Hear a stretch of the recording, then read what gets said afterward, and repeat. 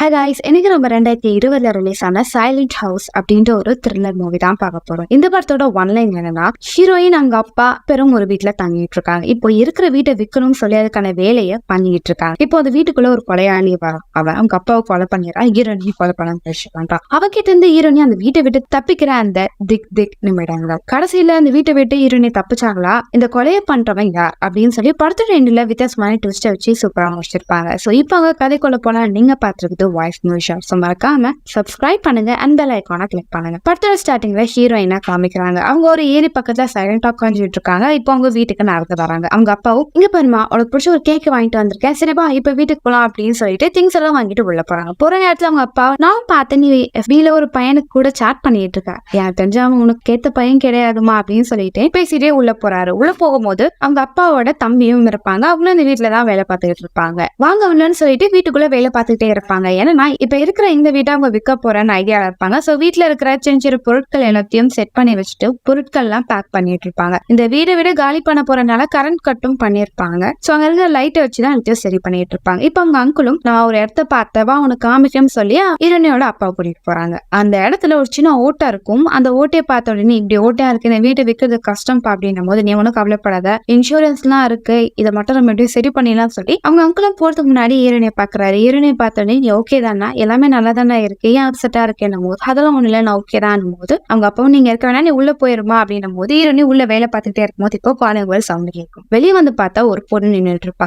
என்ன ஞாபகம் இருக்கா உனக்கு போது, இல்ல எனக்கு ஞாபகம் இல்ல, நான் உன்னோட ஃப்ரெண்டு, சின்ன வயசு ஃப்ரெண்டு, கூட நான் நிறைய வாட்டி விளையாடி இருக்கேன் அப்படின்னும் போது, ஓ அப்படியா, எனக்கு சரியா ஞாபகம் இல்ல, எப்படி இருக்கு அப்படின்னு சொல்லி பேசிட்டே இருப்பாங்க. அப்ப அந்த பொண்ணும், எனக்கு உன்னை ரொம்ப பிடிக்கும், நீ ரொம்ப நல்ல பொண்ணு, சின்ன வயசுலயும் நானும் நிறைய அட்டகாசம் பண்ணிருக்கோம், ஆமா உன்னோட லைஃப் எப்படி போயிட்டு இருக்கு, எந்த காலேஜ் படிக்கிற, இல்ல ஜாப் போறிய அப்படின்னு கேட்கும் போது, இல்ல நான் ஸ்கூலுக்கும் போல, சின்ன வயசுல இருந்து என் அப்பா கூட தான் இருக்கேன், என் அப்பா கூட சேர்ந்து அவருக்கான வேலைகள்லாம் பார்த்துக்கிட்டு இருக்கும்போது, ஓ அப்படியா, உன்னை பார்த்ததுல ரொம்ப சந்தோஷம், உங்ககிட்ட நிறைய விஷயம் பேசணும், சரி நான் வேணா ஈவினிங் வரவன் உன்னை பார்க்க வர, நம்ம 2 பேரும் பேசலாம் போது, ஓகே ஷோர் அப்படின்னு சொன்னோன்னே அந்த பொண்ணு அங்கிருந்து போயிடுவா. இப்ப இரண்டும் உள்ள வராங்க. வந்தோடனே அவங்க அங்குளும், நீ விட்டா என்ன வேலை வாங்கிட்டே இருப்பேன், நான் எனக்கு கிளம்புறேன்டானும் போது, எனக்கு தான் அண்ணங்கார சொன்னதை தம்பிங்க கேட்டிருக்கீங்க, ஹீரோனியும் என்ன திரும்ப சண்டை ஆரம்பிச்சிட்டீங்களா அப்படின்னும் போது அவங்க அப்பா, நான் என்ன பண்றது, சொன்ன வேலை செஞ்சா நான் எதுக்கு அவன் மேல கோவப்பட போறேன், நீங்க அவங்களுக்கு ரொம்ப வேலை கொடுத்துருப்பீங்க அப்படி பண்றாரு அப்படின்ற மாதிரி பேசிட்டு இருப்பாங்க. அவரும் சரி என் டைம் ஆச்சுன்னு சொல்லிட்டு கார் எடுத்துட்டு அவர் அங்க வந்து போயிடுவார். மாடியில யாரோ நடக்கிற சவுண்ட் கேட்கும். ஹீரோனியும் அப்பா, மேல யாரோ இருக்காங்க போல போது, மேல யாரோ இல்லையே, ஒருவேளை உன்னோட அங்கிள் தான் மேல இருப்பாரோ, இல்லப்பா அவர் கார் எடுத்துட்டு போயிட்டாரு, அவர் இங்க இல்லன்னு, சரிவா மேல போய் பார்க்கலாம் சொல்லி மேல எல்லா இடத்தையும் செக் பண்ணிட்டு இருப்பாங்க. யாரும் இருக்க மாட்டாங்க. அவங்க அப்பா ஹீரோனியும் கொஞ்சம் லைட்டா பயந்துவார். ஏன் அப்படி பண்றீங்கன்னு, நீங்க பாரு மேல யாருமே இல்ல.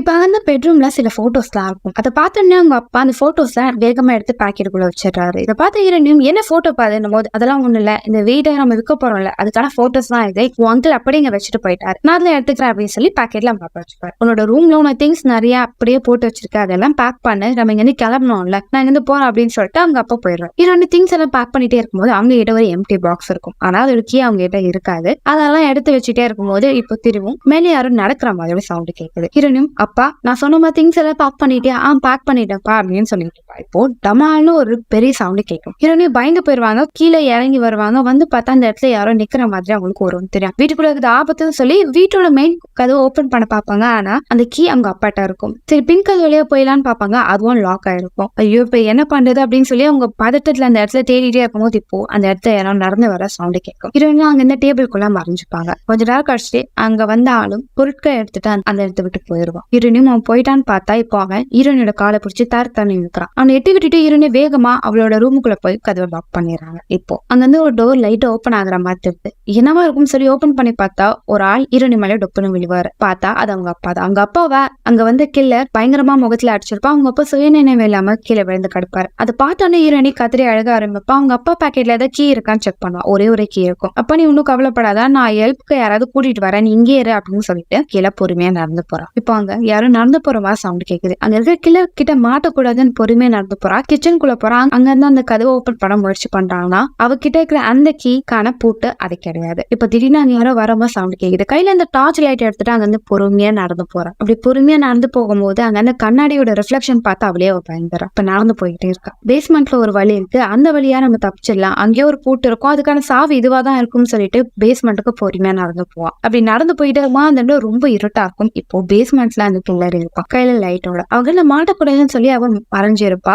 இப்போ அந்த கில்லர் அங்க போயிடறான் வேகமா. இப்போ அவன் அந்த கதவு ஓபன் பண்ணலான்னு போறா. போன உடனே அந்த சைக்கோக்கு இவருக்கு தெரிய வந்தது. இவளை பிடிக்கிறதுக்காக அவன் வேகமா வர. ஆனா ஹீரோனிக்கு பதட்டத்துல சாவி தவறி கீழே விழுந்தது. ஆனாலும் அதை எடுத்து டக்குன்னு ஓபன் பண்ணி வெளியே வேகமா ஓடுறா. அந்த வீட்டை விட்டு தூரமா ஓடி போறா. ஓடி போயிட்டே இருக்கா. இப்ப மெயின் ரோடுக்கும் வந்துடுறா. அங்க ஒரு சின்ன பொண்ணு நிக்கிறத ஹீரோனே பாக்குறா. அவளுக்கு ஆச்சரியமா இருக்கும். இப்ப அங்க ஒரு கார் வந்து நிக்குது. திரும்பி பார்த்தா அந்த பொண்ணு அங்க வந்து போயிடுவா. கார்ல இருக்குது அவங்க அங்கிள் தான். என்னாச்சு இங்க என்ன பண்ணிட்டு இருக்கும்? அங்கிள், நம்ம வீட்டுல ஒரு கில்லர் வந்துட்டான், அப்பாவை அடிச்சு போட்டுட்டான். அங்க வந்து கில்லர் கிட்ட இருந்து தப்பிச்சு அப்பாவை காப்பாத்தணும்னு சொல்லி உதவிக்காக வெளியே ஓடி வந்தபோது நடந்த எல்லாத்தையும் சொல்லி எத்தனை பேர் இருந்தாங்க, அவங்க கையில இது ஆயுதம் இருந்ததா, சரிவா உங்க அப்பா போய் பாக்கலாம், அவர் ஆபத்தான நிலைமையில இருக்காருன்னு போது, அங்கிள் விளையாடாதீங்க, நம்ம போனோம்னா நம்மளுக்கு தான் ஆபத்து, நம்ம இன்னும் உதவிக்கு நிறைய ஆளை கூட்டிட்டு போலாம் அப்படின்னும் போது, உங்க அப்பா ஆபத்துல இருக்காரு, அவரை விட்டுட்டு போனா அவர் உயிருக்கு ஆபத்து தான், நம்ம அங்க போலாம், எத்தனை பேர் இருந்தாலும் நான் பாத்துக்க, நீ காரை லாக் பண்ணிக்கோ, உள்ளே இரு வெளியே வந்துடாதுன்னு போது, அங்கிள் வேணா போக, நீ கார்ல இரு வெளியே வந்துடாத லாக் பண்ணிக்கோன்னு சொல்லிட்டு அவங்க அங்கிள் கையில கன் எடுத்துட்டு இப்ப வீட்டுக்குள்ள போறாரு. இங்க ஹீரோனையும் பயந்துட்டே காருக்குள்ள இருக்கா.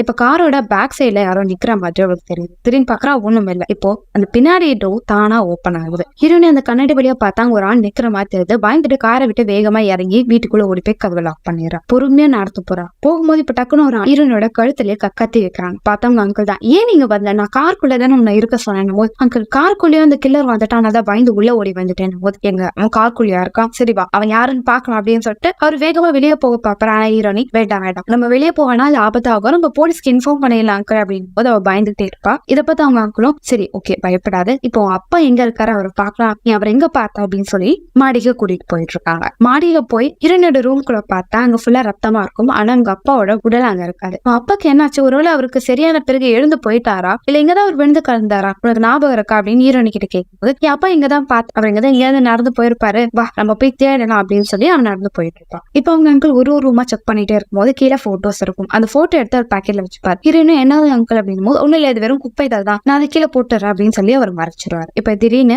மேல் மாடியில இருந்து சவுண்ட் கேட்கும். ஒருவேளை அந்த கில்லர் அங்க இருப்பான் போல, வாரம் போய் பாக்கலாம் சொல்லிட்டு ஹீரோனே கூட்டிட்டு போவாங்க. ஹீரோனே பயந்துட்டே வராங்க. மேல பார்த்தா யாருமே இருக்க மாட்டாங்க. இப்ப திடீர்னு அங்க அந்த லைட் டக்குன்னு ஆஃப் ஆயிடுது. ஹீரோனே பயந்து போய் அங்க ஒரு டேபிள் கடையில ஒழிஞ்சுக்கிறாங்க. இப்ப அவங்களுக்கு ஒரு இல்யூஷன் வருது. அங்க 2 பேரும் வராங்க. குட்டி பொண்ணா இருக்கிற ஹீரோனே அங்க அந்த டேபிள் மேல உட்கார வைக்கிறாங்க. மாத்தி மாத்தி போட்டோ எடுத்துக்கிட்டே இருக்காங்க. நீ ஒன்னும் பயப்படாத ஒண்ணும் இல்ல அப்படின்னு சொல்லி அவளை போட்டோ எடுத்துட்டு அங்க கூட்டிட்டு போறாங்க. இதை பார்த்து ஹீரோனி பயந்துட்டு இருக்கா. இப்ப ரியாலிட்டி காமிக்கிறாங்க. அங்கதான் ஒரு ஆள் அவங்க அங்கிளை அடைச்சு தன்னை இழுத்துட்டு போயிட்டு இருப்பாங்க. இதை பார்த்து ஹீரோனி பயந்து போயிருவா. அவங்க அங்கிளோட கன் எடுத்துட்டு அந்த ஆளை கொலை பண்ணலாம்னு சொல்லி வேகமா கீழே இறங்கி போவா. போகும்போது அந்த ஆள் ஹீரோனியை பாத்துருவான். ஹீரோனை பிடிக்க வரும்போது அவனை பார்த்து தரமாரியும் ஷூட் பண்ணிக்கிட்டே இருப்பான். ஆனா அவனுக்கு உண்ணாகதான் அவன் நடந்து வந்துட்டே இருப்பான். பைக்ல ஹீரோனி வேகமா அவங்க அப்போட ரூம்குள்ள போய் பெட்டுக்கு அடியில ஒழிஞ்சுக்கிறான். கொஞ்ச நேரம் கழிச்சு பெட்டை விட்டு எழுந்து வரா. பெட்டு மேல திடீர்னு பிளட்டா இருக்கிற மாதிரி உட்காந்து தெரியுது. என்ன இது மாதிரி இல்யூஷனா இருக்குன்னு சொல்லி பாத்ரூம் குள்ள போய் பார்த்தா அங்க இருக்கிற பாத் டப்ல ஒரு சின்ன பொண்ணு குளிச்சுட்டு இருக்கா. அவ கை ஃபுல்லா ஒயின் பாட்டிலா இருக்கு. அங்க இருந்த இடம் ஃபுல்லா ரத்தம் ஊத்துற மாதிரி உட்காந்து தெரியுது. பயந்து போன அவளுக்கும் இந்த வீட்டுல ஏதோ இருக்கு இங்க வந்து போகணும்னு சொல்லி கீழே வேகமா நடந்து போறா. அங்க ஒரு பொண்ணு வரா, ஹீரோனோட ஃப்ரெண்டு. நீ எப்படிங்க வந்த, அது என்ன சொன்ன நைட்டு உன்னை பார்க்க வரேன்னு, ஏன் அப்செட்டா இருக்கேன், என்ன சொல்லணும், இங்க இருக்கக்கூடாது, இங்க வந்து போகணும் அப்படின்னு சொல்லி கதை ஓபன் பண்ண வருவா. என்ன சாவி தானே இந்தா. ஹீரோனி அந்த சாவியை வச்சு ஓபன் பண்ணலாம்னு நினைப்பான்னு அந்த பொண்ணும், நீ தப்பிக்கணும்னா இது உன்னோட வழி கிடையாது அப்படின்னு சொல்லும் போது ஹீரோனிக்கு கொஞ்சம் குழப்பமா இருக்கும். இங்க வா நானும் ஒரு விஷயத்த சொல்றேன். இப்ப அவங்க அப்பாவை அந்த பொண்ணு கவர் போட்டு லாக் பண்ணி வச்சிருவா. இதை பார்த்து ஹீரோனியும் அப்பா உங்களுக்கு ஒண்ணு இல்லைன்னு சொல்லி அவங்க அப்பாவை காப்பாற்ற முயற்சி பண்ணுவான் அந்த பொண்ணும். அதுக்கு முன்னாடி இந்த பாக்ஸை ஓபன் பண்ண, நீ சொன்னல என்ன பத்தின விஷயம் உனக்கு ஞாபகம் இல்லைன்னு, இதை ஓபன் பண்ணா உனக்கு ஞாபகம் வந்துடும் அப்படின்ற மாதிரி அந்த பொண்ணு சொல்லுவா. இப்ப ஹீரோனி அவகிட்ட இந்த ரெட் பாக்ஸை ஓபன் பண்ணுவா. கீ அவகிட்டயே தான் இருக்கும். ஓபன் பண்ணி பார்த்தா அதுல ஹீரோனியோட சின்ன வயசு போட்டோ இருக்கும். அந்த போட்டோ பார்த்த உடனே இப்போ ஹீரோனிக்கு சில விஷயங்கள் ஞாபகம் வர மாதிரி இருக்கும். அதே நேரத்துல இங்க ஒரு ஆள் அவங்க அங்கிளை தரன்னு உள்ள இழுத்துட்டு வரும். கொஞ்ச நேரம் கழிச்சு பார்த்தா அவர் இழுத்துட்டு வருது ஹீரோனி தான். டக்குன்னு ஹீரோனி நான் எவ்வளவு பண்றேன் அப்படின்னு சொல்லி அன்னியன் படத்துல ஒரு விக்கிற மாதிரி ஒரு ஆக்டிங் கொடுப்பாங்க. அதுக்கடுத்து ஹீரோனிக்கு குழப்பமா இருக்கும். அந்த பொண்ணு இங்க எதையும் யோசிக்காது, நான் என்ன சொல்றேன்னா அதை பண்ண பத்தி வச்சு அந்த பொண்ணோட கையை கிழிச்சிருவா. அந்த பொண்ணு நீ உன்னைய ஹர்ட் பண்ற அப்படின்னும் போது ஹீரோனி அவ கையை பாப்பா. அவ ஃப்ரெண்டோட கையில கீறின மாதிரி ஹீரோனி கையிலுமே இருக்கும். இப்போ திரும்பி பாக்குறா, அந்த பொண்ணு அங்க மறைஞ்சு போயிடறா. இது ஹீரோனியோட மனசாட்சி தான். இப்ப ஹீரோனிக்கு என்ன பண்ண தெரியல, பயந்துட்டே இருப்பா. அவங்க அப்பா வாயில இருந்து டேப் எடுப்பாங்க. அப்பா ஒன்னும் பயப்படாதம்மா, உனக்கு இது மாதிரிதான் அப்பப்ப நிறைய வினோதமான விஷயங்கள் கண்ணுக்கு தெரியும், அதனால நீ இதை பார்த்து பயந்துருவ, நீ ஒன்னும் பயப்படாத, அப்பா என்ன சொல்றேன்னா அதை பண்ணு, அவங்க பேச்சு கேட்கிற அப்படின்னு சொல்லிட்டு அவங்க அப்பாவோட கையில இருந்த கட்டெல்லாம் அவுத்து விடுவாங்க. இப்ப அவங்க அப்பாவும் கிட்ட வருவார். நீ ஒன்னும் பயப்படாத, எல்லாம் சரியாயிடும், நான் உன்னை பாத்துக்கிறேன் அப்படின்னு வர. இப்ப திடீர்னு அவரோட பெல்ட்டை வச்சு அந்த பொண்ணை செம்மையா அடின்னு அடிப்பார். அந்த பொண்ணு அப்பா விடுங்க வலிக்குதுன்னும் போது இப்போ அவங்க அக்களும் எவ்வளவு வாட்டி தான் அவளை சித்திரவதை பண்ணுவ, அவளை தனியா விட்டு அவ போட்டு எத்தனை வாட்டி சொன்னா உனக்கு புரியாதுல அப்படின்னு அவங்க தம்பியிட பேசிட்டே இருக்கும் போது இப்ப ஹீரோனி அங்க சுத்தி எடுத்து அவங்க அப்பாவோட தலையிலே நச்சுன்னு அடிச்சிருவோ. அவர் கையில இந்த போட்டோஸ் எல்லாம் கீழே விழுந்து கிடக்கும். இப்ப ஹீரோனி ஹீரோனியும் அவங்க அங்கிள் கிட்ட வராரு. அவங்க அங்கிளும் நான் ஒண்ணும் பண்ணல, உன் அப்பாவா நான் இதை பண்ணாதீங்க நிறுத்துங்க, நான் இவ்வளவு வாட்டியும் தடுக்க முயற்சி பண்ணேன், ஆனா உன் அப்பா கேட்கல, அவர் தான் அதை பண்ணாரு, எனக்கும் இந்த விஷயத்துக்கும் எந்த ஒரு சம்பந்தமும் இல்லை அப்படின்னு சொல்லி அவர் பயப்படுறாரு. இப்போ அந்த போட்டோஸ் எல்லாத்தையும் ஹீரோனி சின்ன வயசுல அவங்க அப்பா மூலியமா பயங்கரமா